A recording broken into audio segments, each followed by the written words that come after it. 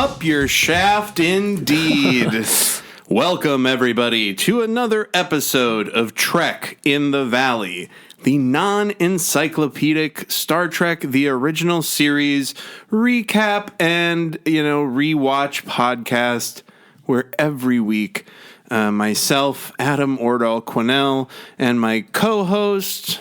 Hello, everyone. It's Hirt here. How's it going? Pretty good, man. Ladies and gentlemen, Mr. Hirt. All right. It's going pretty good. Yeah. It's finally not super hot. Seriously, the beginning of fall, as they say. Yes, it is. We are falling into fall. So this is a podcast. We get together in an undisclosed location in San Fernando Valley, and we discuss season 3, an episode of Star. If this is your first time here because you love the episode that we're discussing today, and that's how you found us, I want to make sure that you know that the show, we discuss an episode of Star Trek The Original Series. We are into Season 3, Episode 20. Wow. Of Star Trek The Original Series, Episode 88 or something of the podcast. Wow. And every week we talk about an episode and we give it a little rating, and then we recommend a movie, a video game, a song, a artist. We just try and say, hey, don't worry, there's stuff out there that's not Star Trek. We're not just throwing our lives away watching this 60-something-year-old show. Yeah, it's... and that's it. It's interesting. And that's an episode. But lately... In season 3 here, my favorite part of the episode is a segment we do at the beginning called What Does Al Remember About Last Week's Episode? And last week's episode is Requiem for Methuselah. What do you remember about Requiem for Methuselah, Al? It was, I guess, I remember, them landing on a planet, obviously, that as happens. They do. Yeah. And they meet some guy who is... Oh, wait, actually, they're supposed to go to that planet because of the crew's sick. There's a plague. There's a pandemic. A pandemic, yes. And they need an antidote. And they need, some certain material or something. And they check out this planet, and they're like, all right, this looks good. And they land there, and then some drone's about to kill them. And then this random guy's like, please don't kill. What's the drone's name? I don't know. Look, it's a drone. I called him a nomad-looking motherfucker. Oh, it's called Nomad. Yeah, no, it's not. I thought it was. No, he's like Cal 6 or something. One. Yeah, Nomad was from the Nomad episode. Season 1. No, it was years ago. And it uses the same shot as the Nomad shot, too. And it's got the filament that hangs it. So then they meet this guy. Yeah. Right, so they meet this guy. Then they go in his lair, I guess, or in the planet. Or whatever. Or no, not in the planet. They go on this beautiful mural castle thing, yeah. He's got a castle. And then turns out Spock and the crew are looking at all these beautiful artifacts inside, and they notice a lot of artists, and turns out the guy has been Leonardo da Vinci and all these incredible genius people. What else was this? I don't know. He was also he was musicians. And, he was a painter. Painters, he was Da Vinci. He was Leonardo da Vinci, and then that was the big one, though. there was a Brahms. Brahms was the composer. The composer. Spock found a Brahms, and he was like, "This is Brahms." It was written in his own hand, which I understand because I'm a huge fucking dork. Of course, he's like, it's written in his style. I can tell it from a mile away. But anyways, so then they're just searching around, and then all of a sudden this guy has this beautiful lady with him, and he goes, oh yeah, I was some daughter of my friend, and my friends died, and so then she's my ward, I guess, now. And they're like, okay. And then that's not weird. Guess, yeah, right. That's not strange at all. It's just you two. All right, whatever. And then Kirk falls in love with her, as he does instantly in every episode of Star Trek, per the trope. And then, I don't know, I think it's gone, then they fight, and then it climaxes into into them finding out that this lady is the 16th iteration of an android or a robot. And the guy's like, I'm trying to make the perfect wife, person, thing. I don't know. Let me figure it out, guys. And they're like, 16 times. But anyways, I guess, does she find out that she's an android by the end of the episode? Well, she has a meltdown. She freaks out. She can't choose between whether she can't choose between her daddy love of the Methuselah guy or erosic love, the love that she feels for Kirk. Yeah. And then she's like, does not compute, and she fucking falls over. Exactly. And then both Kirk and the guy, like, you know, keel over, and they're like, oh my God, what happened? And Spock's like, in your love. It's her love that killed her. She just couldn't decide. It was overwhelming, I guess. But I don't know. The summation of that episode I was thinking of is we both compared it to something of like, you know, I was comparing it to Austin Powers and like how he just like sexually overdrive the robots. The fembots. And I said it was like in The Simpsons when they do the episode where a fortune teller shows Lisa her future and the robots are like, I'm experiencing love. And then they're like, you can't experience love. You're a robot. And then like his face melts. And then he's like, I'm a robot too. And then his face melts. It's classic Simpsons shit. But yeah, I feel like that's where this weird trope came from. And then how did it end up? Did they just leave him? Oh yeah. Bones is like, he experienced some crazy shit. I guess they figure out the cure. And then I guess he wants to live out a regular life and pass away because of something that happened to him. He can't because he doesn't have Earth's... So this guy, the he of it all, the Flint, his name is Flint. Oh, Flint. And he's been alive for thousands of years since Mesopotamians time, since Mesopotamia time. The way he explained it, he was like, I was a warrior in battle, and then I just did not die. I got struck a fatal blow, and I did not die. They're like, oh, okay, cool. Tight. Yeah, I mean, they've seen freakier shit in space. Kirk is traumatized by falling in love with a robot. Oh. And then Spock mind assaults him while he's sleeping and erases it so he's not sad. Even though they let him be sad about a very similar thing not but 2 weeks earlier. with a real person. Oh. Yeah. Just kidding. Hey, well, I mean, I guess we never had that discussion with the android love. Yeah, well, so I guess she melted, you know, in that case it didn't work out. So there's a lot of different schools of thought on that. It's like we got the AI she was alive, you know. There's a very good Futurama about that in the new season where that's right. Leela becomes friends with a chatbot. But anyway, that was essentially Requiem for Methuselah. Yes, correct. Oh, the churro guy. The churro guy's honking his horn out there. And so last week was Requiem for Methuselah. First off, good job, Al. Yes. You get some phasers for remembering that. Yeah, bits and pieces.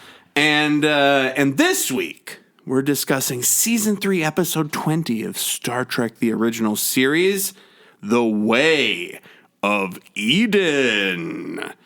And this episode aired on February 21st, 1969, baby. Yeah. And the synopsis from our scribe, our bard, our immortal bard at Paramount Plus is: a charismatic leader and his followers hijack the Enterprise in their search for Eden. Oh, okay. Interesting shit. Yeah. Spoilers, because they don't hijack the Enterprise until like the end of Act 2. This one stretches out. I was gonna say, again, this last episode and this episode both had really good guest stars. They very much carry this show. Dude, this week's guest stars are so fucking good. My god, the plot doesn't have too much to give, but it leaves them just enough room to like go crazy. Right? And so the episode opens with a rad remaster. So we watched the remastered ones. We haven't been mentioning that recently. We watched the remastered Star Trek, the original series on Paramount Plus, where they redid all the visual effects. Sometimes it looks cheesy, but usually it looks really fucking good. And there's a spaceship that they show Aurora? for the first time. The Aurora, Yeah. First time we've seen it, and the Enterprise is pursuing this ship that looks like a very cool, like, it looks like a retro future design, not like anything that the Federation has. Right. You know, it definitely looks more like a personal, like a family's craft or something than like an exploration thing. Yeah. And they won't acknowledge Kirk. Kirk's reaching out, hailing them. And then Is this like, I mean, I guess they've chased other ships before, but this kind of feels like them trying to pull over someone, you know? yeah, they are sort keep of like hailing space them, cops. you know? Yeah, it feels weird. Well, And they don't answer. was there a reason that they're? Oh yeah, because they're in a war torn area. Oh, that too. And they stole the ship. Yeah, so this is a stolen ship. Yeah. And there's a tug of war that they get into with the tractor beam, and this same thing happens in an episode of Lower Decks. Yeah. So the shuttle, the Aurora, is trying to escape, and the tractor beam is making them overload, and of course they're beaming the people from the Aurora into the transporter room just as it explodes. And this effect of the ship weaving back and forth just makes you pretty anxious, you know, and lighting up. And like as soon as they transport, Kirk's like, Scotty, are they fine? Damn it, Scotty. And Scotty's like, they are. Yeah. Because when we cut to the engine room, we see that these people are hippies. Like there's no other way to put it. They're kind of like they're not like Manson family hippies. They're sort of like borderline. It's like they are a cult. Yeah, I think that's what they are a cult I immediately indeed. recognized. I was like, 69, you know, it was the summer of love and all that, and like maybe that's you know also murder. It's weird PSA stuff. Well, it does kind of feel like keep an eye out for hippies. No, and the asterisks on that, because there's like a lot more scenes later too, especially with Chekhov that kind of nudge right in our faces here. So one thing I want to mention before we get to past the opening titles. Yeah. When the shot at 2:28, 2 minutes and 28 seconds of Scotty seeing the hippies for the first time, he is just absolutely repulsed and confused. Like, he does not like hippies. And the hippies, to their credit, they're dressed like pseudo, I mean, I wouldn't say Oriental now because that's racist, but that's what they would have been pitching back then. Yeah. It's like hippies, but Oriental. And it's like, we can still say that because this is the Stone Age of fucking of white people. So the ship, then we see space, the final frontier, etc. So what do you think so far? We've seen these hippies that they were in a ship that exploded. It feels like took 3 people to write it too. Yeah, that's crazy. Right? I don't know. I think, like I said, these third seasons are like they're kind of faltering in the sense of building things, but they're comfy. You know, they just feel very comfortable with themselves. The opening shot just now of the Enterprise for the title card was really great. And then Scotty is saying, he's like ushering these people off the platform, and then Kirk is in the captain's log that I talked about last week. When does he record these? Yeah, right. He's basically, so this ship was stolen from a planet that is in a critical phase of negotiations with the Federation. Yep. And one of these motherfuckers is the son of some big wig negotiator. And they have all been kind of, intellectually enthralled. They've all sort of been intellectually enthralled by this doctor fellow, who ends up being Dr. Severin. And they're a weird, when we first meet them, Kirk enters the transporter room, and what are they doing? They're all just sat down and saying, no go, no go. They don't want to leave exactly where they are, and they're speaking, in slang, basically. I don't know. They just like not their own language. It's like white people hippie jive. Yeah, pretty much. They're like, "What's up, like Trevor? Words. This guy's a real fucking Trevor, isn't he?" Yeah, or no, they call it Herbert. Herberts. Yeah, Trevor would be funnier, but Trevor. They explain. So they all call him Herbert, and the Spock ends up understanding them, which is like one of the best bits too. Oh yeah, so this guy, one of the main guys with the purple hair and the huge fake forehead, he says, you gotta stiff lip there, Herbert, talking about Kirk. And I think this is the guy whose dad is the negotiator. There's a dude who has a hilarious purple wig, a massive bald cap that goes all the way to his eyebrows. Like, he's got a bald cap that goes from his fucking eyebrows, like, up to his doll wig that he's wearing. But I love that purple. And he's like, no, he's like, what would your dad think, etc. And he goes, and he just sits down. Oh, it's so funny, too, because he's listing, like, his crimes. Kirk is.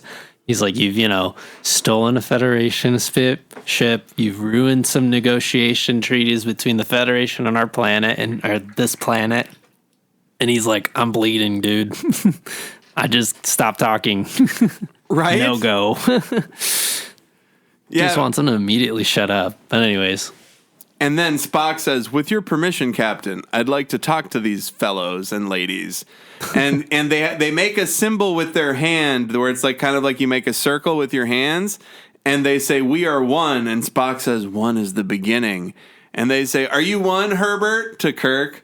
To Spock. They call Spock Herbert. Yeah.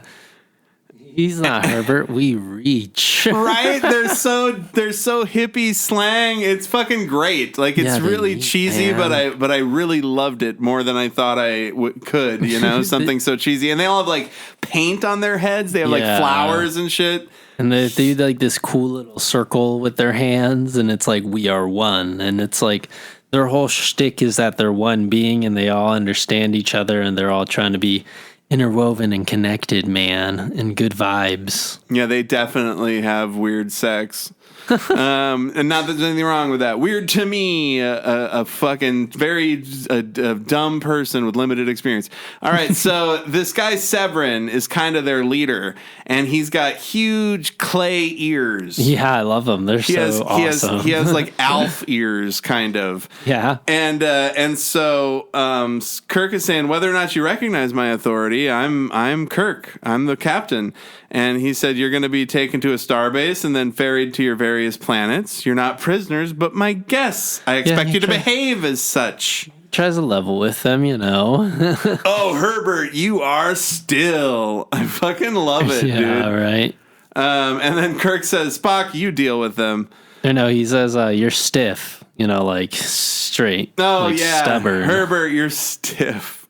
God, yeah, he's such a... I don't know. It's like, I feel like this is the first time where we finally see Kirk kind of be like dogged on as a loser, as like a know-it-all. And he's like kind of taken aback by it, Yeah, he's Spock's like, you need to just relax and understand them. I think it's funny because you kind of get the vibe that Kirk is like rejecting what's cool. Right. And almost like he's like, I know what's cool. I get chicks. Yeah, right. Kirk is a total jock, but also a scientist, as we found out in the last episode. And a historian. He loves all of his war history and stuff. He knows all Starfleet that shit. He knows all that shit, dog. Kirk's smart.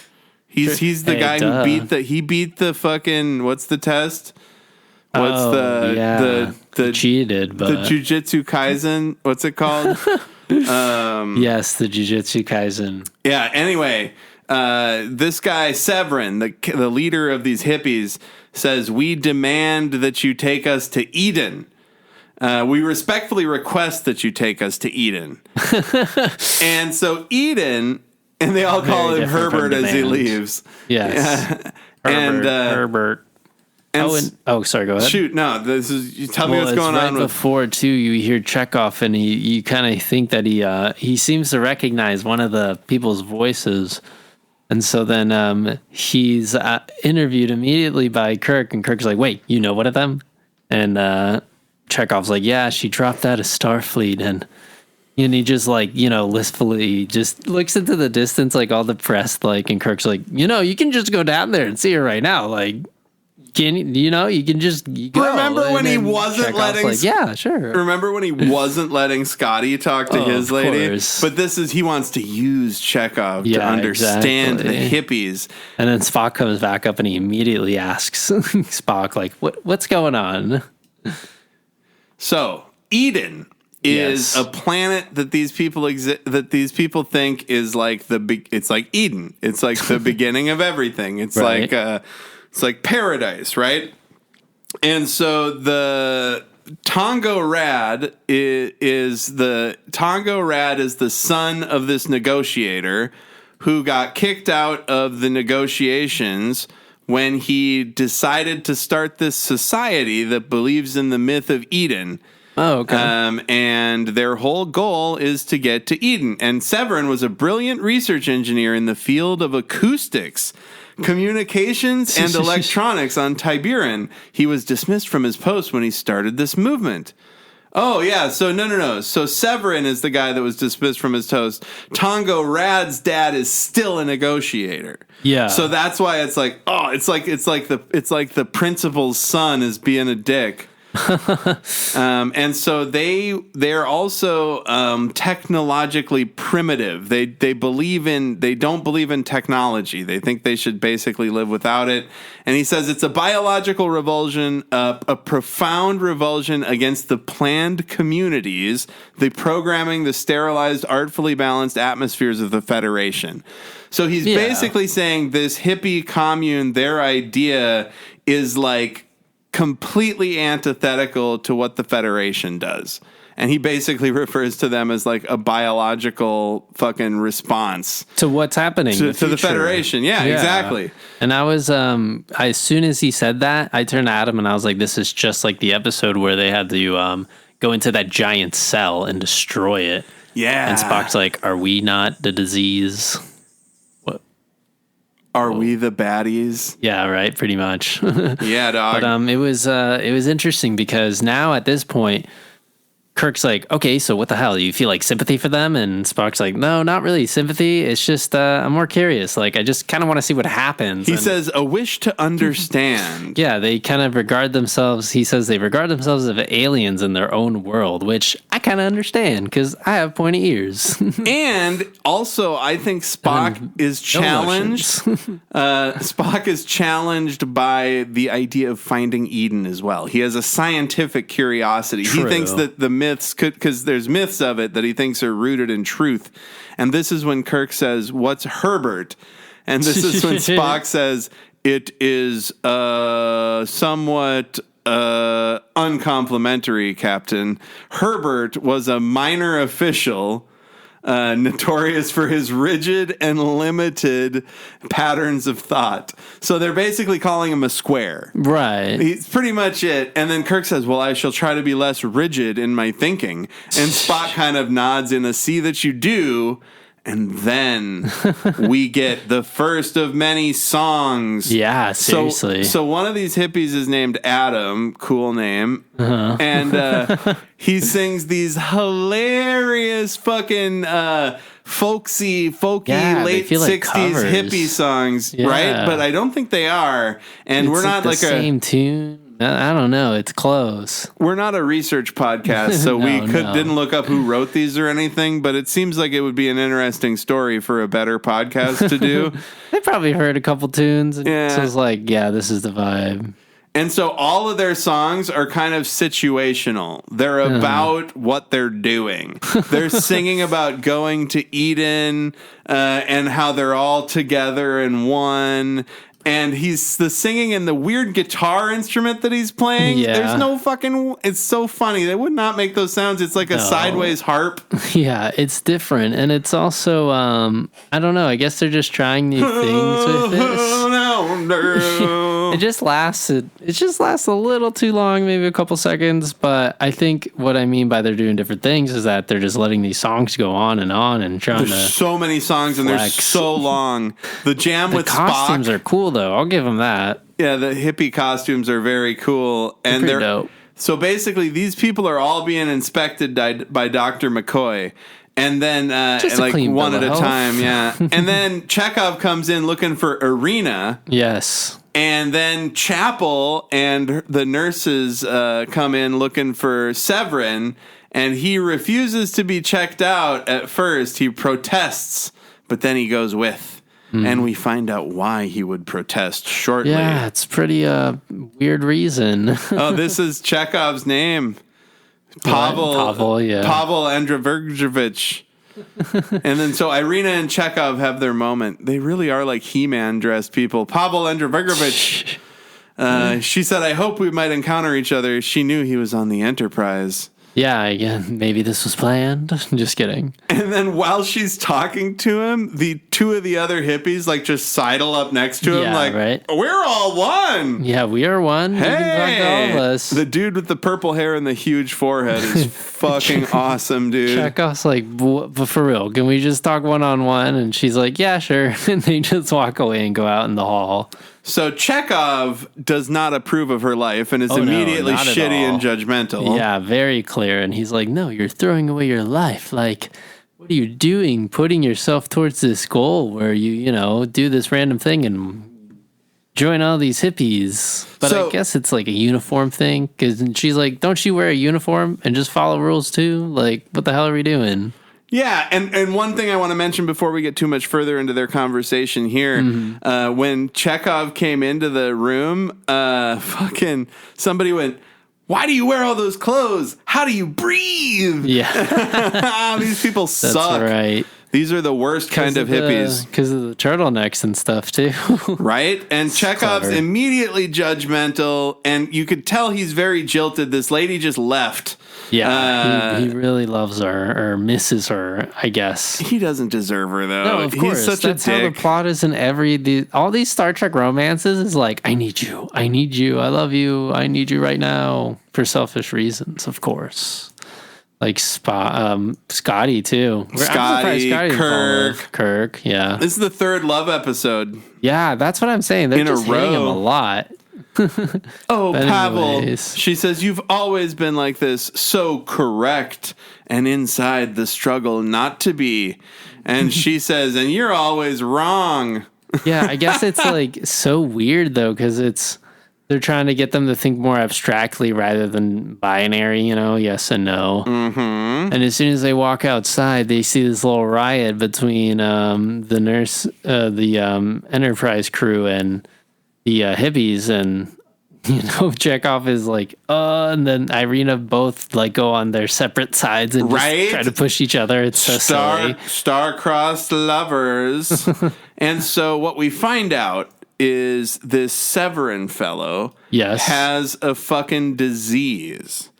And so basically, let's see here. I want to see what the disease is actually called. Oh my gosh, no. And then as they're walking in, Nurse Chapel was like, I thought the animals were kept in cages. And I was like, whoa. Well, Damn, like, come on. They're not that Listen. mean. Like, come on. Your mind has been taken over before by like a soul, like you Yeah. can take some people screaming in the hallway here. Like, yeah, and they're all that's a little very fucked. they're very trad. The Yeah. Enterprise, they're like, very trad tendencies. why aren't their shirts tucked in? And so then annoying. he basically says this guy has a disease, and it's basically and if he settled on Eden, right, everybody would die. Like they would all end up getting this disease. He says we can immunize against it, but we can't lick all the problems. So this guy is a carrier for the disease, but he's asymptomatic, right? So he spreads it to others. Yes, and he found out, and most of the other people are immunized, like because they're from other planets that had immunizations and shit, right?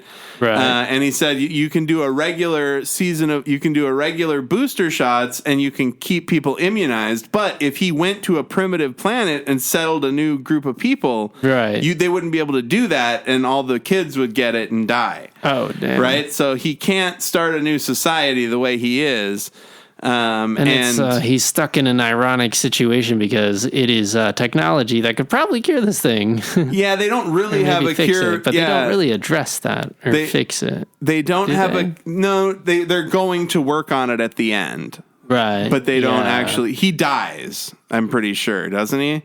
Spoiler alert! Doesn't he die? Because Oh yeah. he like a monkey he jumps out. It's He's so okay. No. We'll save that because it's so good. So basically, the crew, he said, if anybody gets infected, it'll be a 24-hour kind of virulent strain. And all the Starfleet people are immunized against it.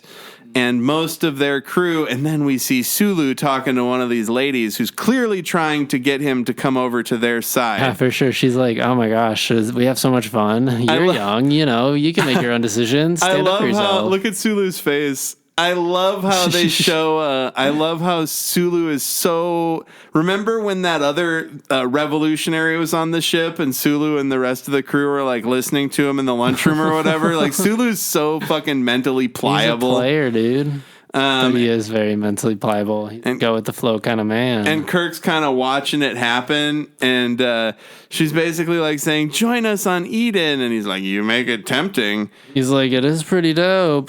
Oh god, it's so funny though, because Kirk walks over and he's like, "Hey, what the hell?" And he goes, "Sulu, explain." And Sulu has no explanation, sir.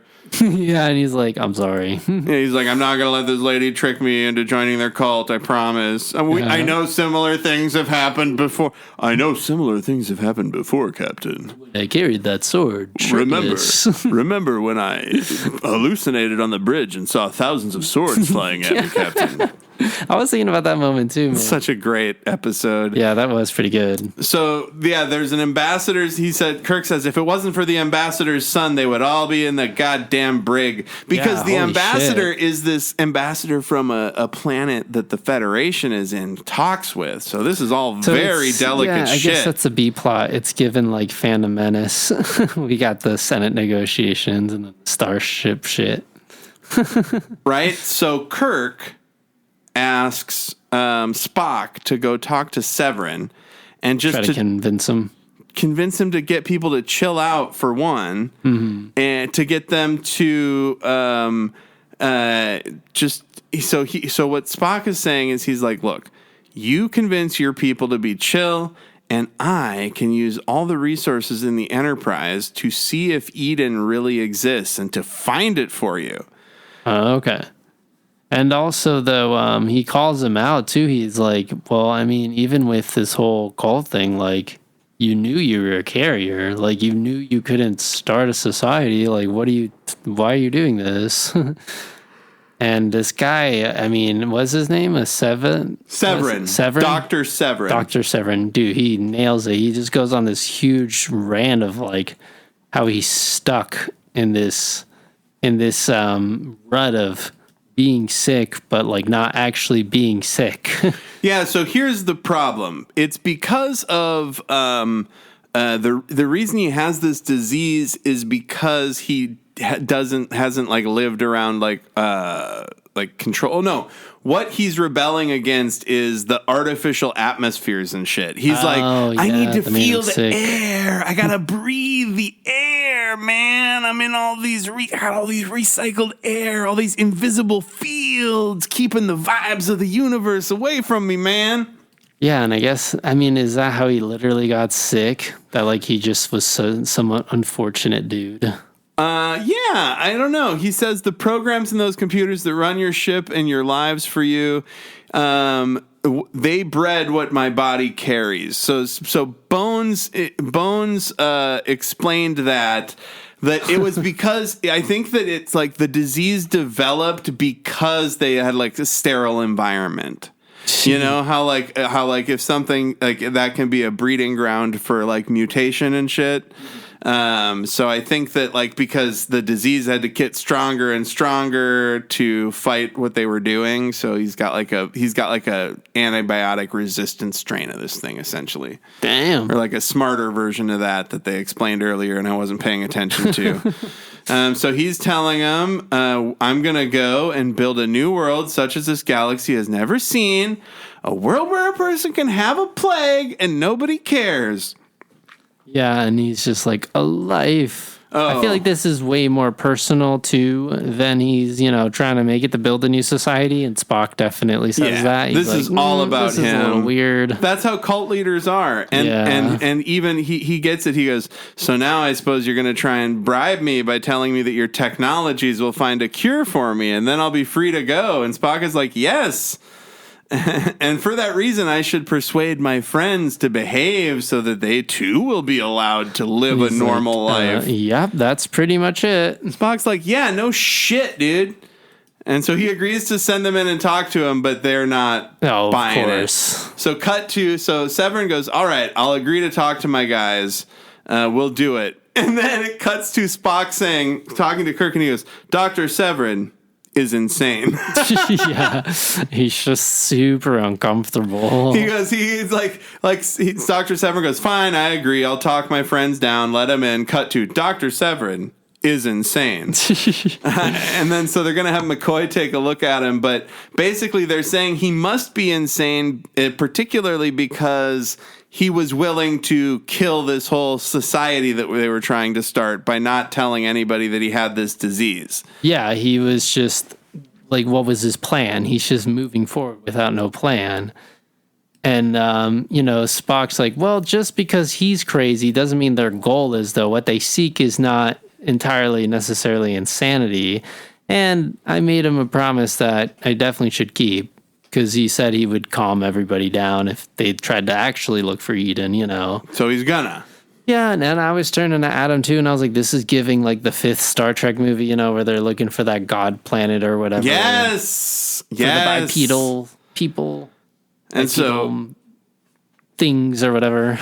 Right? So this is important because Spock says the progenitors, but that wasn't 5, right? Progenitors was on the show.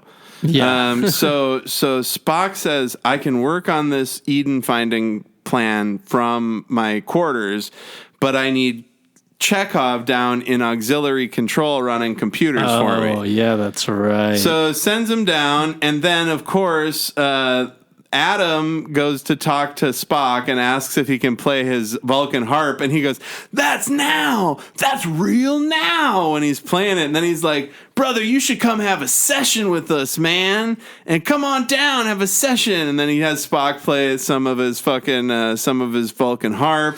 Yeah, and there's all this beautiful music happening, and I was turning to Adam, and I was like, it looks like a cat that's just like petting a guitar. Right, or a person Spock's playing. Yep. And it's so uncomfortable. So this Adam guy says, so I wanted to ask you, great white captain of spares, but he don't reach us. But would he shake on letting you have a session? Like, we want to cooperate like you asked, so I'm asking. And then Spock goes, if I understand you correctly, I believe the answer might be yes. So basically this guy's asking if Spock will let him jam with them. Yeah. And then he's down, totally.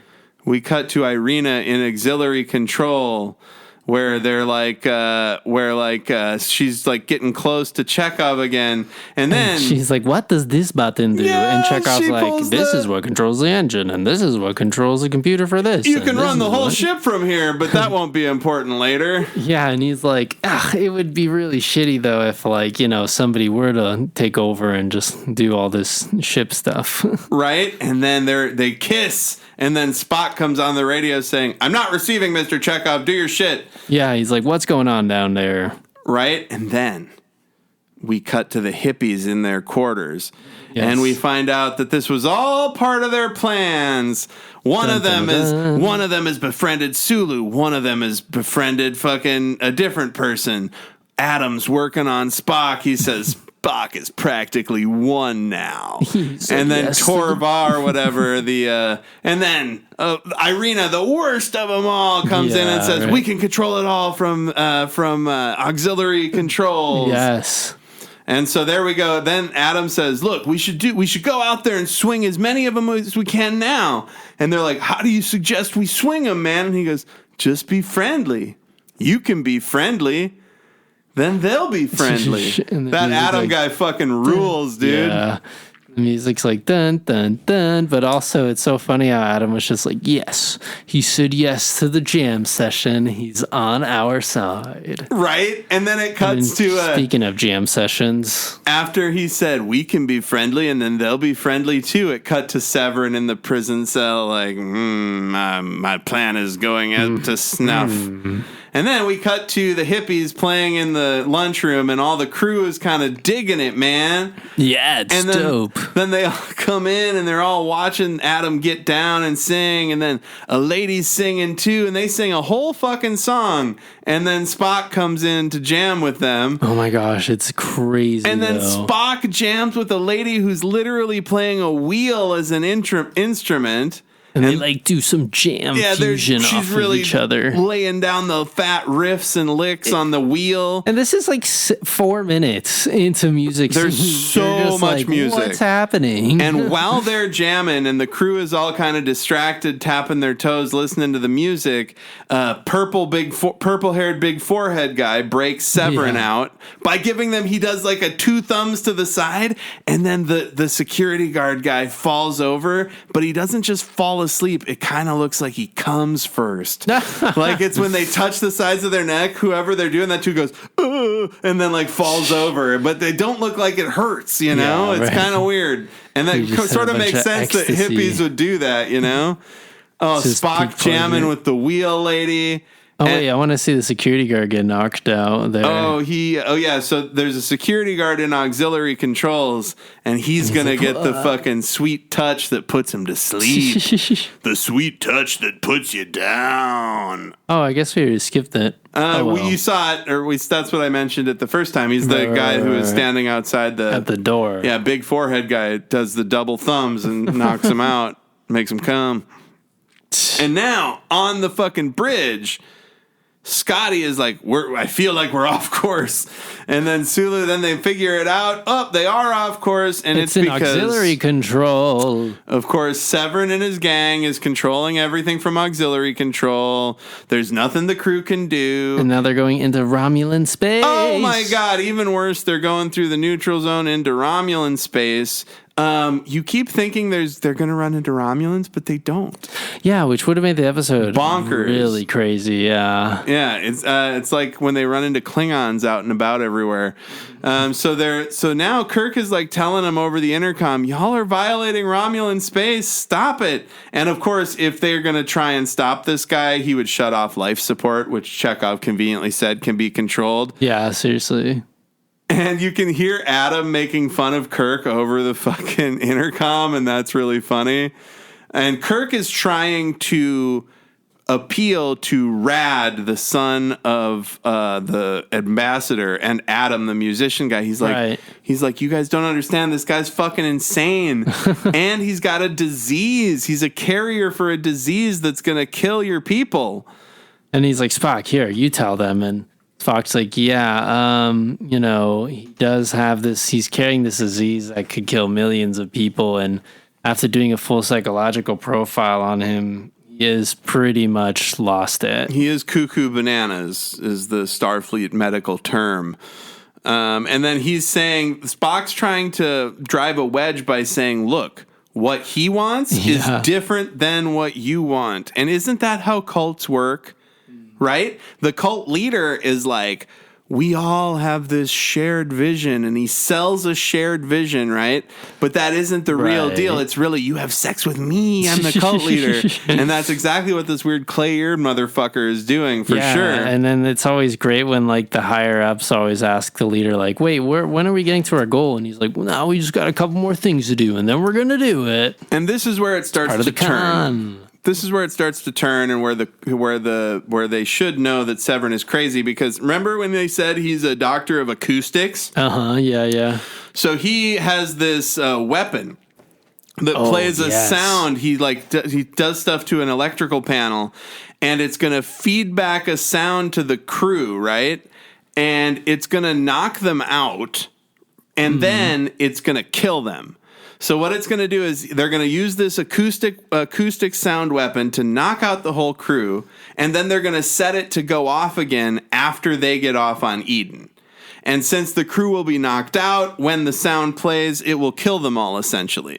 So, of course, some of the other guys or some of the hippies are like, it doesn't seem right, because at first he says that he's just going to knock him out, but then when the rest of his buddies realize they're going to kill them all because you can't have the crew chasing them. Yeah, exactly. Now they're kind of starting to see, oh, wait, maybe this guy is a bit bug fuck crazy. Yeah, especially because we're killing them, you know? So Kirk and the gang start cutting through the door, and then kablamo! Severin turns on his acoustic weapon, and the entire crew goes down for the count.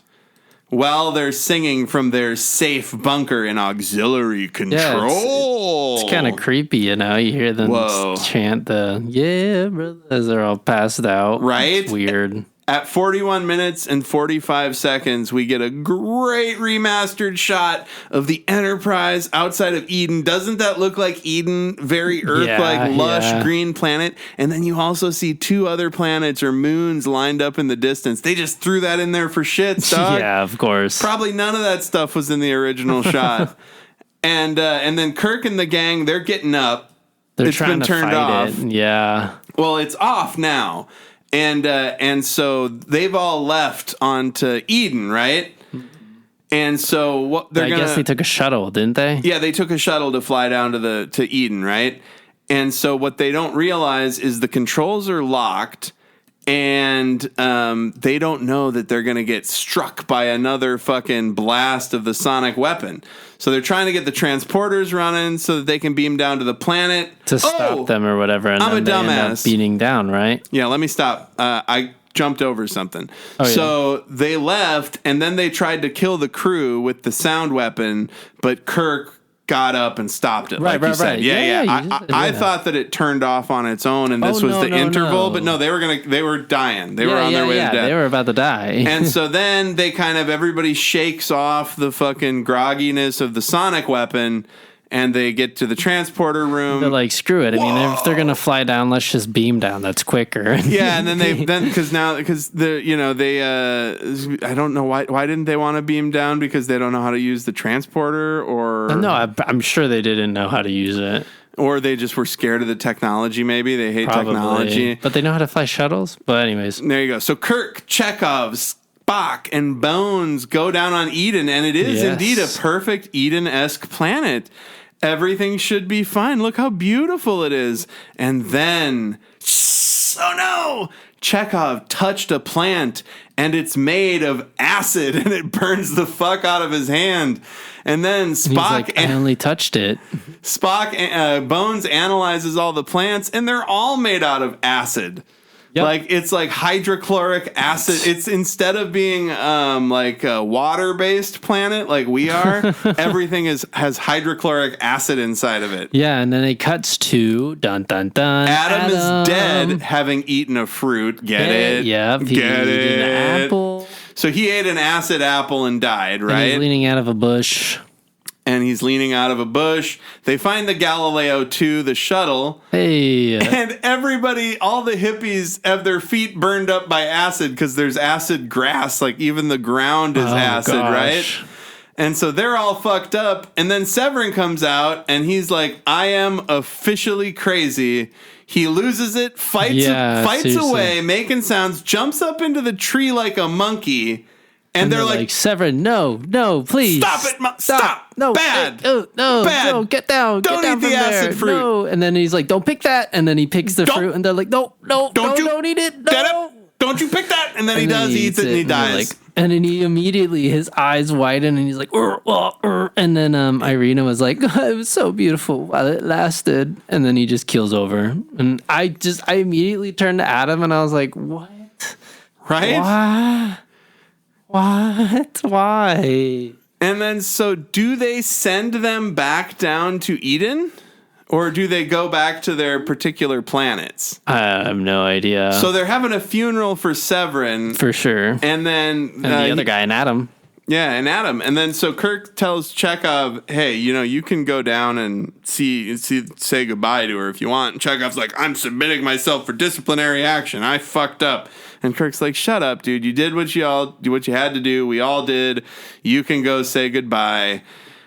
And so him and Irina have their little lovely goodbye here. Yeah, and it's super intimate, and then they kiss, and they're really close. And then it zooms out, and then Spock's right behind them, And then all of a sudden what happens is, hold on, we got a silver alert. Hold on. Yep. All right, it's off. It is? Okay, cool. Yep, silver alert. All right. Elder alert. All right, so anyways. So Spock says, Irina, I really wish you all the best. I hope you find Eden. Goodbye. Yep, good luck. And it's like this really nice intimate moment. And then it just hard cuts to like the bridge. And I was like, oh, the whole thing was on the bridge. It's like everything that just happened. It seemed like they went to we're in a hallway or something. Yeah. And then it was like the weird hint was when Spock just immediately was behind them. Spock appeared. Hello. Yeah. And then it just hard cuts to Sulu. Wait, Kirk says you can go say goodbye. Yeah, right? And then it's so like weird. And then they run into each other and Chekhov goes, I was coming to say goodbye to you. And she goes, I was coming to say goodbye to you. But it seems like that was outside a turbolift somewhere else. Yeah, or hilarious. Even like, hey, maybe we should not be on the bridge and kiss. Hilarious. And then Kirk looks at Spock. Kirk uses a little bit of the slang here. He looks up at Spock and says, we reach, Mr. Spock. We reach. Can you dig it, Mr. Spock? Right? That's what he's saying. He's like, hey, we try to get down. Cut to amazing exterior shot of the ship flying away from what was Eden, but is now just Acid Planet. And that is fucking Search for Eden, or the way to Eden. What did you think, Al? Let's see my take. Like I said, the plot was like pretty interesting, I guess. It was very one line, very streamlined, but all took place on the ship. Nice. Yes, for the most part. Did. But again, guest stars, they all saved it. I just feel like if the guest stars weren't as good, this episode would have not been as good for me. And I think now talking about it, it was a lot better than just watching it. Mm-hmm. I think the one thing for me is just it's very anticlimactic. The end. They do kind of lean in on like, oh, he really is insane. I think for me, it took more of like a, I don't follow the rules. I don't give a shit. You're not going to tell me what to do. And they're like, don't eat that fruit. And he's like, I'm going to eat that fruit. I'm eating that fruit. Just, no. So, it just felt silly. I was just like, oh, come on. But then, this was back when they couldn't have continuing episodes or like their things wouldn't build up yet. And they weren't like, they're trying to finish it, So I guess this was a nice abrupt end, but I think the music did go on for a little too long too, but so much music. Other than that, I don't know. It was a solid episode. It was interesting. I most certainly liked this episode more than the last one. Definitely. So one thing that I want to say before I get into my take, the guy who played Adam is this dude Charles Napier, and he was in Silence of the Lambs. He was in fucking, he did Squid, he's a voice actor too. He did Squidbillies, the Batman. He was in an episode of Monk. He did voices for The Simpsons. This is all like his 90s, 2000s stuff. Return to Castle Wolfenstein, lots of video game voices. And then just lots of fucking TV stuff and movies. He had a career for like fucking 50 years. Does a lot of military stuff, ironically enough. He did 2 episodes of The Golden Palace, which was which was the Golden Girls follow-up, where one of the Golden Girls wasn't there anymore. Oh, what? Eye of the Beholder. This movie's fucking crazy, dude. Wow. Anyway, so check out Charles Napier's career. Okay. He's great. But I liked it a lot. I definitely liked it more than the last one as well. I think that all the 5-head having hippies. I really fucking liked that. There's so many songs, and I thought I wasn't going to like them, but they were all fucking great and really funny. I agree. I even have anticlimactic ending in my notes here, just like you said. Yeah, they built the guy up, especially that scene where he's like, I'm stuck, bro. So, I'm not going to get out of here. This air you breathe. Right? Like, whoa. That's exciting. I'm still kind of confused about where the hippies went at the end, because they didn't go back down to the planet, because it's Acid Planet, and Spock says, I hope you find Eden.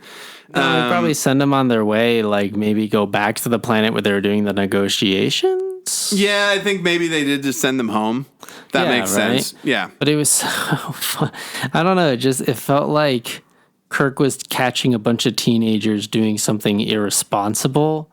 And then the guy that was leading all the irresponsible people just like ran into traffic. Exactly. There you go. Yep. You nailed it. And it was super weird. I really liked the wheel instrument. I thought that the instruments were great. Adam's fucking weird harp was awesome. So in terms of ratings, I would give this one a 4.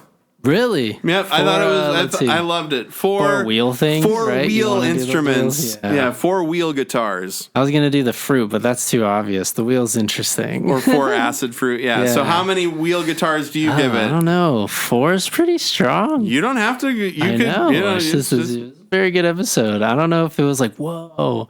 I would definitely recommend it to someone though. So that definitely ranks it higher. So I would say probably 3.75. I'm like slightly behind you. Well, that's okay, and that's a good way to, because I'm like not loving it completely. But you see why see what they're doing right. Yeah, There's in a way pieces. You see what they're doing right in a way you didn't in the last couple. Right. So yeah, I give another ending. But I give it a 4. You give it a 3.75. If I had a gavel, I would bang it. That is our rating for Path to Eden. Yes. Season 3, episode 20. I'm just going to do my recommendation quick, and then I'll pass it over to you. I watched Rebel Ridge, that Netflix movie about the black ex-soldier who gets hung up in a fucking redneck town with like a corrupt sheriff, and he has to like take on this whole corrupt police force. And they make it very realistic and believable in the sense of like, well, how would this one guy fucking beat up all these cops that are like loaded to the gills with weaponry and shit? Yeah. But they make it super believable because his like whole thing is like he never saw combat, but he trained people how to do all like the crazy fucking assess your situation and do anything you can to like find the best solution out of it. And it's great. The action is great. It's a 2 hour and 15-minute movie, and usually that would be a huge turnoff for me. For action? But the pacing is really fucking good. Like, because there's a couple of twists that you just wouldn't expect, and then they go there. Rebel Ridge, it's like a B+, A- movie. It's on Netflix, but you should definitely steal it from somewhere, like torrent it or something. Don't pay Netflix. But what about you, Al? What do you have recommendationing for the week? Let's see. I have been watching Bear season 3. It's a slow start. I haven't finished it yet. It was just these first episodes. I was just like, feels like a homage or a compilation or something, and it's like supposed to be hard hitting, So are you recommending The Bear? Yeah. I'm recommending we should watch that. But then also 2 albums I really want to recommend from these 2 musicians. One's called Photay, Photay. It's called Windswept. And ironically, it's very spaced out, abstract electronic music, very soothing, nice sounding. And it kind of sounds like something that these hippies would play. That's awesome. On the ship. So yeah, actually, I'd have to show you a song later on that. But then actually, I would be remiss if I didn't shout this other one out, Sophie. And the album's called just Sophie, Sophie. She is, they are one of the best artists I've ever heard. But they passed away during the pandemic. And this was what is it called? Posthumous. Yeah, posthumous. Yeah, I read about that. Amazing though, but it's like her family really put a lot of love and care into it. It's just a lot of unfinished stuff they just tried to polish out and just this is kind of like a farewell thing, and I still haven't heard it yet, so I'm getting kind of emotional just thinking about it. But it's like it's just kind of like a book. You haven't heard any of it? No, I mean I'm like ready because I already know it's great. I heard the singles and I'm already ready for the whole thing. I get it. But it's I have to recommend it because they changed the whole game. All this weird metallic sounding like hyper pop, TikTok music and stuff is like all because of them. That's awesome. 100%. Sophie.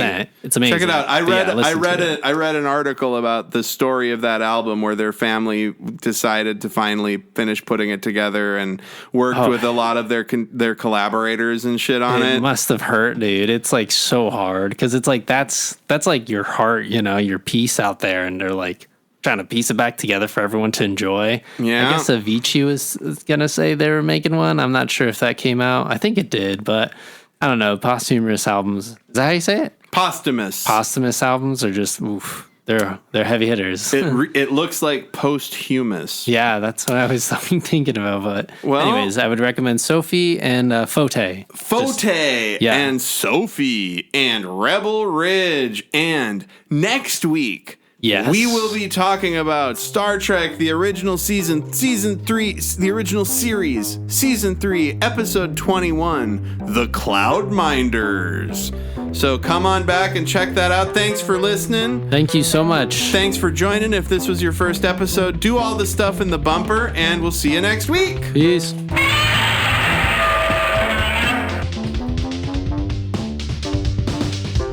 Trek in the Valley is executive produced by Adam Ordall Quinnell and Al Hirt. Theme song by Al Hirt. Recorded by Adam, mixed and edited by Al. Check the show notes for our socials, and you can email the pod at trekinthevalley, all one word, @gmail.com. Like, subscribe, review, and always explore strange new fucking worlds.